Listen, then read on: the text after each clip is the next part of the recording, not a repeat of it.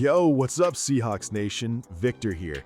And man, I gotta be honest with you, I watched this preseason opener against the Cowboys, and I had all the emotions in one night. Like 1 minute, I'm cringing at 21 penalties, and the next minute, I'm sitting here excited about some guys I didn't even expect to be talking about today. So here's the deal. The defending Super Bowl champs just dropped their preseason openers 17-7 to Dallas. And yeah, it was ugly. Flags everywhere, sloppy football. Mike Macdonald was not happy on the sideline. But here's the thing, none of the real starters even played. So before you panic, just hang with me. Because buried in all that mess were some real storylines. We got a linebacker who looked like he's fighting his way back into this defense in a big way. 2 pass breakups, 10 tackles in the first half alone. We got an undrafted receiver with one of the craziest backstories I've heard all year. Dude was working a completely different job last fall. Now he's out here scoring touchdowns and making a real case for a roster spot. And then on the flip side, we got to talk about a rough night from one of our young quarterbacks and what it means for that QB room heading into the season. So in this video, I'm breaking down every winner, every loser, and exactly who these guys are and what it actually means for this roster heading into cuts. Trust me, you don't want to miss this one. Before we dive in, if you're new here, smash that like button and hit subscribe. We are so close to 5,000 subscribers, and I need Seahawks Nation to help me get there. All right, let's get into it. All right, Seahawks Nation, let's get into it. Saturday night, Lumen Field, first preseason game of 2026. And look, I'm not going to sugarcoat it. It was rough to watch at times. 17-7, loss to the Cowboys, and Mike Macdonald was not happy. 21 penalties enforced. 21. That's not a typo. That's just bad, undisciplined football. And when you're the reigning Super Bowl champs, even in preseason, that's the kind of stuff that gets under a coach's skin. But here's what I always tell y'all. Preseason game 1 is never about the score. It's about who's flashing. So let's talk winners first, because there's actually some good stuff in here. Tyrese Knight. Man, I've been waiting to see this guy get back on track. Last year, he went from starting week 1 to basically splitting time to special teams duty by midseason. But Saturday, he looked sticky in coverage. He was tackling clean, he was all over the field. Ernest Jones and Drake Thomas are still your starters at linebacker, but I could genuinely see Knight forcing his way into more sub-package snaps this year. That's a storyline to watch. Then you got Monterey Foster Jr., undrafted kid, and he caught a touchdown on the opening drive. Had a nice block, was one overthrow away from a huge second-half play. Team high 5 catches, 36 yards, the score. Now look, I'll be real with you. The receiver room is stacked, and WR7 probably doesn't exist on this roster. But if he clears waivers, practice squad stash, easy decision. This kid is doing everything he can to stay on Seattle's radar. George Halani quietly had a solid night too. 42 yards on 12 carries behind a backup offensive line, breaking tackles, showing that physical running style.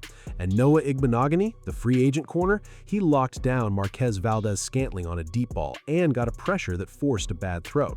With Terry and Arnold in the mix now too, that cornerback room is about to get real interesting real fast.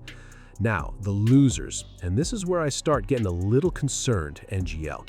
The backup offensive line was a straight-up horror show. Logan Brown, Bobby Hart, Amari Kite, rough reps across the board, penalties stacking on penalties. And the edge rush depth? Man, I had concerns about this at training camp, and nothing on Saturday changed my mind.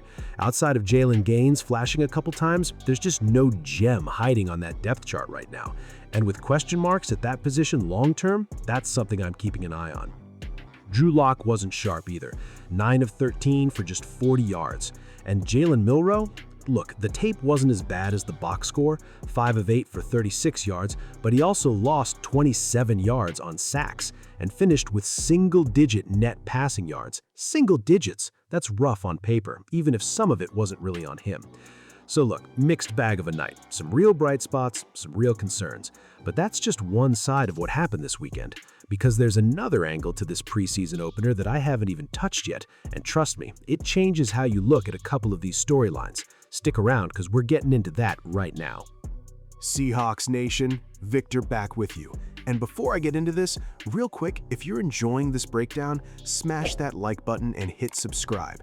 We're chasing 5,000 subscribers, and every single one of y'all watching right now can help us get there.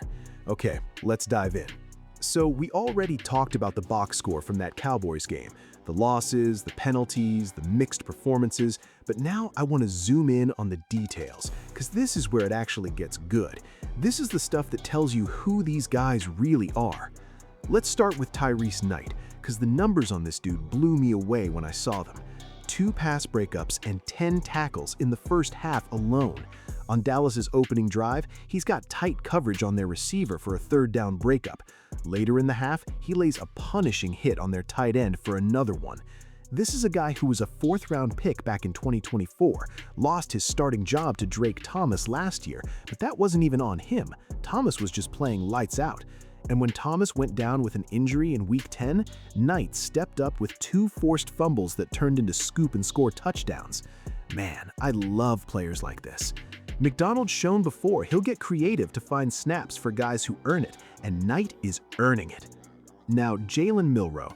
I said mixed bag earlier, and here's the full picture. 5 of 8 passing, 36 yards, ran for another 36. He had this ridiculous 12-yard scramble to convert a 3rd down, then later just took off for 20 yards untouched. He even made this filthy sidearm throw across his body while running left. But then, 4th and goal from the 1, he takes the shotgun snap, dodges pressure off the edge, and slips. Sacked. And he also fumbled a snap exchange. So it's exactly what I said. Flashes of that special athleticism, but the decision-making and the consistency just isn't all the way there yet. And listen, that's okay. That's what preseason is for. Then there's Montorie Foster Jr., and honestly, this one hit me right in the feels. 5 catches, 36 yards, a touchdown where he fought through a defensive pass interference just to make the grab. But the backstory, man? Undrafted out of Michigan State, spent most of last fall as a substitute teacher in Ohio before Seattle signed him to the practice squad in December. That's wild.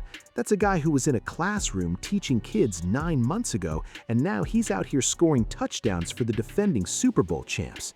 I don't care how crowded that receiver room is, you gotta love a story like that. And don't sleep on the cornerback battle either. Noah Igbenogany locking down a deep ball on Marquez Valdez-Scantling was a statement play.